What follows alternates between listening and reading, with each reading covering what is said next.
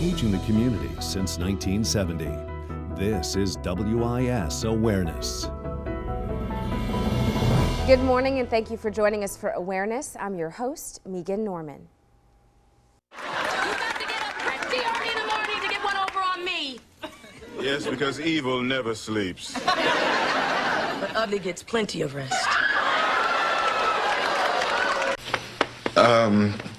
For Leslie and Phaedra's sake, I trust you all can keep this to yourselves, you know? Maybe we will. Maybe we... Whoa, whoa, whoa, whoa, whoa, whoa, whoa, whoa. Where are the raisin bagels? My mouth was all set for a raisin bagel. I need my raisin bagel. Oops. There's still some left? How kind.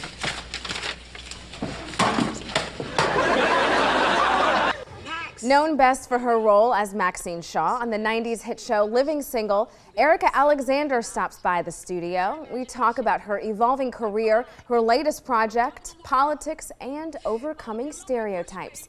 Plus, I was pretty much forced to kind of sleep in cars some nights, sell drugs, do all types of things to survive.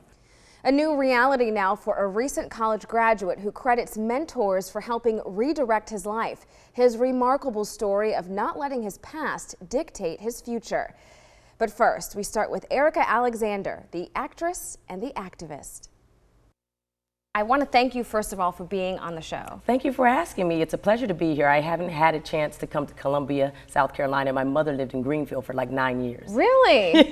Well, you're long overdue to be here then. It's long overdue. So thank you. It's a pleasure. Well, I want to start with your background because most of us remember you as Maxine Shaw from Living Single, long time ago, 90s hit show. Tell us how your career, it's been so storied and amazing from TV and theater. How has your career propelled you into different avenues from activism to politics? Well, both of my parents were orphans, and my father was an itinerant preacher. And he eventually was a Church of God in Christ preacher that moved to Lutheran, and they sent him to seminary at Philadelphia. And during that time, my mother didn't have a lot of money. She had 6 children, but every summer she'd give us an opportunity to go and one of us an opportunity to go and do an extracurricular thing. And that was my summer when I was 14 to go to acting school for 6 weeks. And in that time, a movie came to town and they cast me in their film, and it changed my life. From that moment, when I was cast, I was playing a little girl who was in foster care or something. She was very vulnerable. And that's not how I felt at all. I was going to Girls High. I felt very strong and that type of thing, but I was playing a lot of vulnerable young women, maybe because, you know, you get big eyes and you can cry, you know, next thing you know, that's what they want you to do. I loved playing the roles that I eventually got to play, like Max. She was a better fit for, I think, my ambitions. Not as an actor, I don't try to pigeonhole or box myself in, but many of the roles that I think the audience gravitate to are because of the strength inside of it. And I was raised by very strong women and strong people. So I think what I like the best about my career is I got a chance to play and be people I never was going to be, like lawyers and things like that. Max was a tough lawyer, and Cousin Pam was, you know, from the other side of the tracks, and yet she was going to college. These are all things that I didn't do, but they did. Right. Now talk about, in the entertainment industry, what challenges have you had to face? Well, that's a big one. There's not enough roles. Many of the roles can be stereotypical. When I first started, there were very few roles for anyone, let alone young black women. In fact, I had an agent once tell me, "Oh, Erika, you will never, no one would ever mistake you for an ingenue." At 19. Wow. Like, I will never be Juliet. You know, that's huge. It helped that there was, The Cosby Show at the time was a huge hit, and it changed television landscape. They started doing more TV shows with black casts, which by the way is a big deal. To say it's a black show is already pigeonholing it. It's a show with a black cast. The Jeffersons was a black cast. It wasn't a black show. Everybody watched the Jeffersons or those shows that came on, Good Times. We were black shows. So Fox up until that time had a lot of shows with black cast, and then it just ended somewhere around 2000. And now we're seeing with Empire, they're learning that that audience not only needs to be serviced, but it's a powerful and very Right. strong audience, and that's what's happened. Right. Well, some people even talk about Awareness as being a black show. So how do you differentiate from being, from not being a black show, having a black cast, but not being a black show? Talking about issues that affect everybody. You don't. It's actually, it's for the viewer too. And actually, I think that anybody who sees it as a black show, that's their limited point of view. I don't go to the museum and say this is white art. I say it's art. Right. It may have largely black subject matter in terms of who's talking, but you're right. When I say subject matter, I mean the people who are talking about it. The subjects are varied and can go across Right. many audience members. I don't know what that is, but it goes down to basic bias and prejudice inside of us. When you see shows like Scandal, How to Get Away with Murder, and you mentioned Empire, do you feel like we've made progress? Yes, Shonda's made progress. So I guess we make it too. But you know, we made progress. There's other shows that are coming online. People are digging a lot of shows on cable that have a black cast Right. or a black lead. One of the things I think that makes those two shows go are that the leads are black, but the ensemble is mixed. For years, it's usually a white male lead with beer stubble, and that's who the show is built around. But they've proved that you can build it around a young, powerful, strong woman, Right. and have an ensemble cast, and that's huge. That's Shonda, though. Well, let's transition just a little bit into the political realm. What are some of the major issues this cycle that you think all Americans need to take heed to that maybe are not making national news, like equal pay or climate change? Yes, equal pay, climate change. We're talking about reforming the criminal justice system. Here in South Carolina, you're expanding the health care. I think you have no equal pay laws. You're one of 5 states that has no equal pay laws in place. That's huge. I think women here, working women, they're 50th for working women, for having the amount of working women. That's amazing. You're next to last in this state. I hear that a working woman, because of the disparity in pay, can make less than $8,000 less than her male counterpart. That's huge. I mean, women are many times the heads of the household, and they're doing the same job, but they're not getting the same pay. So there's a lot of those issues that are at stake, and don't even talk about world issues. Right. It's huge. What are some other issues that are really important to you? You know, education.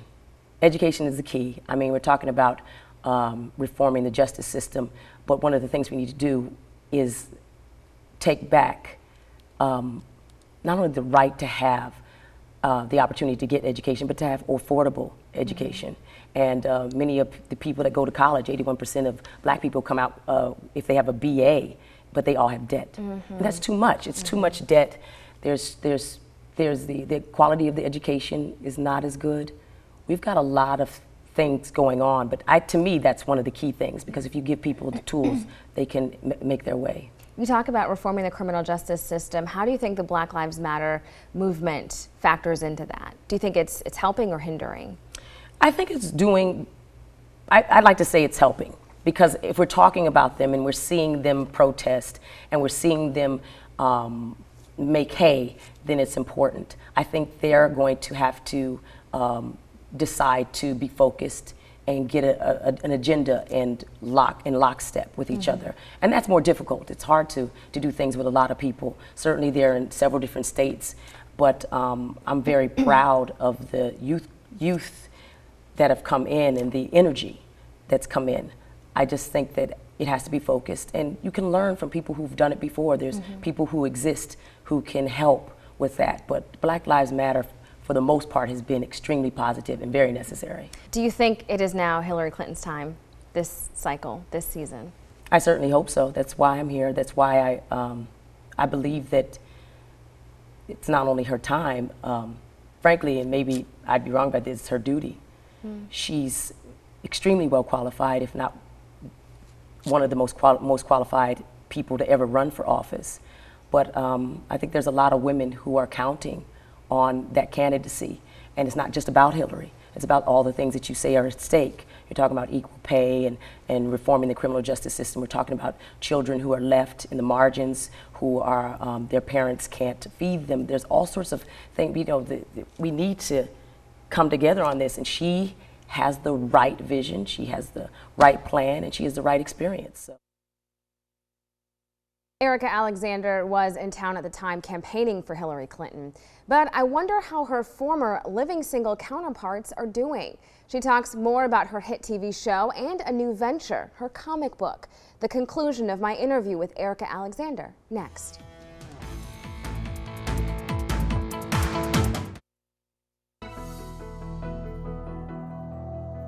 I was really intrigued by your comic book, Concrete Park.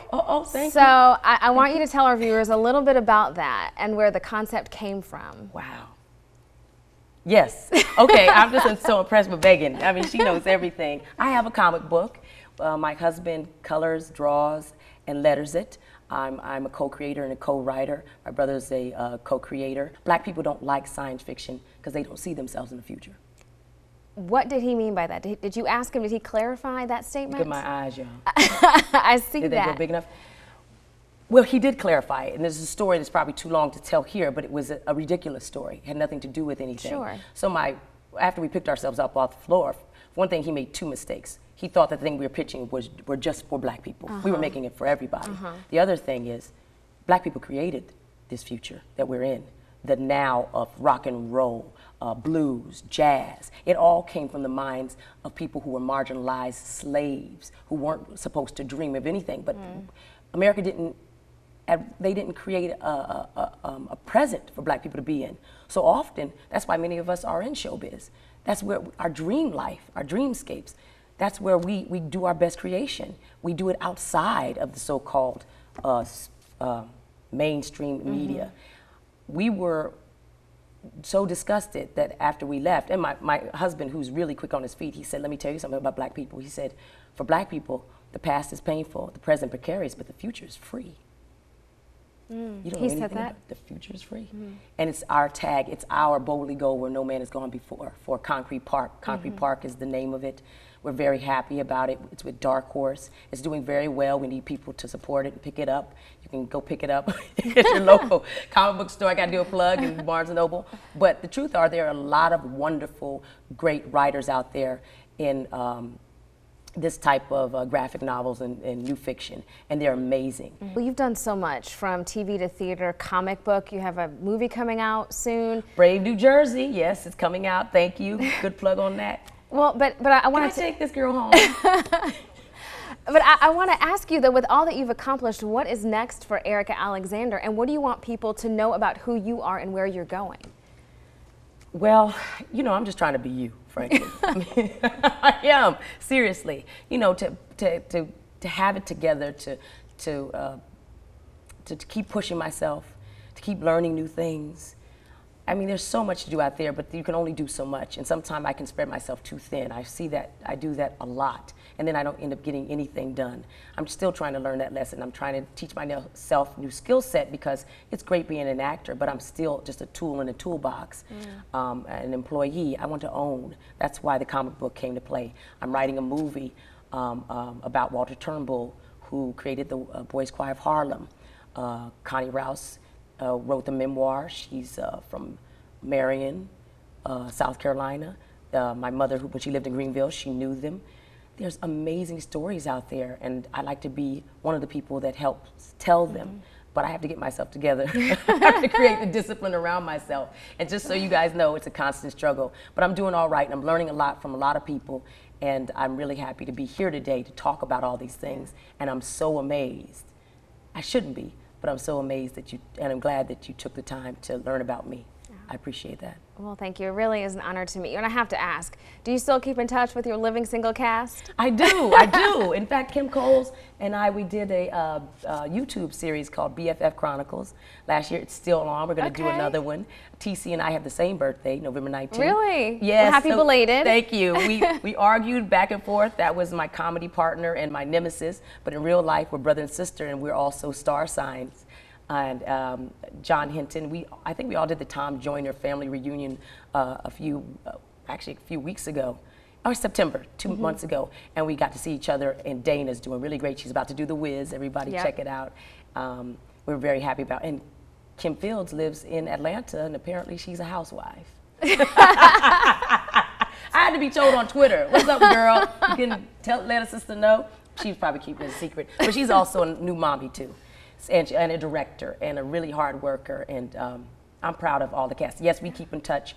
You're all doing well. Yeah, we're all doing well. We're good. Well, Erika Alexander, it's been a pleasure and a privilege. Thank you for being here. It's my pleasure. Thank you. Hello, Columbia. Love you. I'm back. Thank you again to Erika Alexander for stopping by. When awareness returns, making a major life change through mentorship. He mentors me because to help me to better relate to young people. Many of our young people, they live in their environments and that's what they absorb, that's all they know.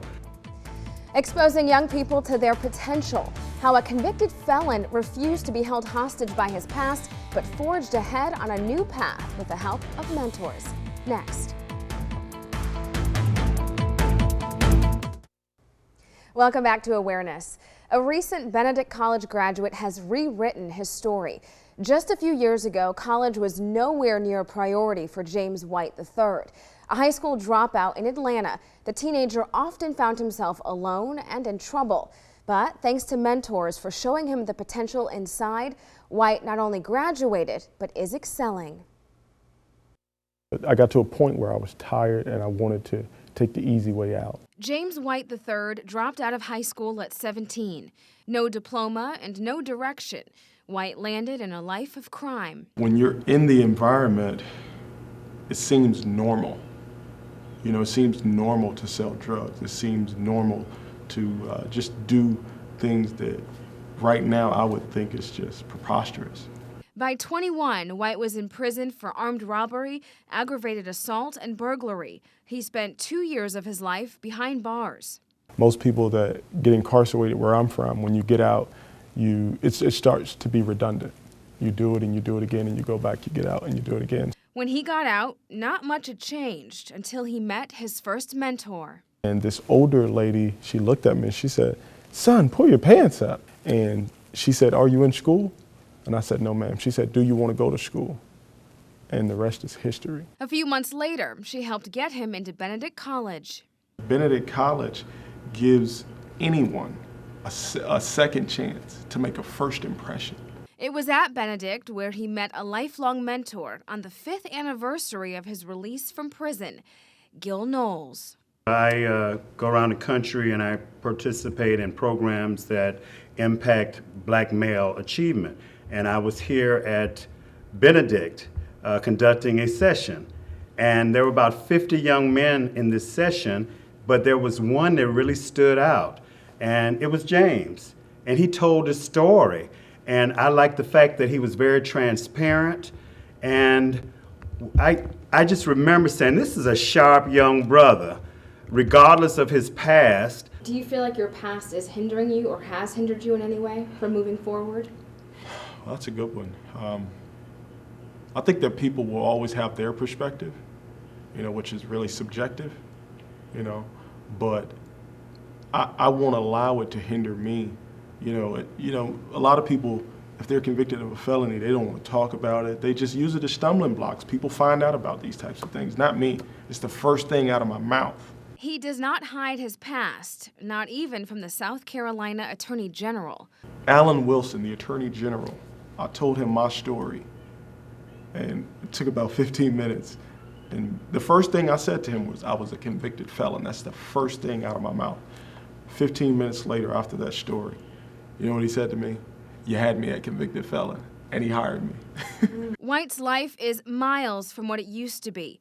He credits his mentors for opening his eyes to his potential and his appetite. I've written so many letters of recommendation for him. It's okay, James, what now?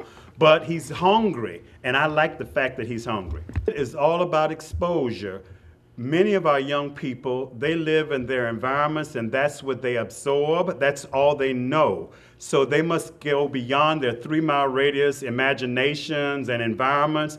And there's a whole new world out there. And I believe the more you're exposed, particularly through education, the better off you'll be, the happier you'll be, and you'll say, wow, look what I was missing. White graduated from Benedict with a 3.9 GPA, where he said the hood took on a whole new meaning. Not only did he graduate summa cum laude, but he also received the distinction of being awarded Most Outstanding Senior for his graduating class. I'm just in such a great space looking back on where I was just 4 years ago, man. It's unbelievable. You know, really, it's really unbelievable. It has not been an easy road for James White III, but he says the struggle and perseverance have made him a better person. It's been a wonderful journey. You know, I'm still humble. I'm still thankful and grateful. And, you know, the sky's the limit. White's graduation coincided with the completion of his 8 years probation. White says he feels free and ready for his next journey. He wants to go to law school and help others to not be hindered by their past. Well, congratulations, James. We'll be right back with the final thought.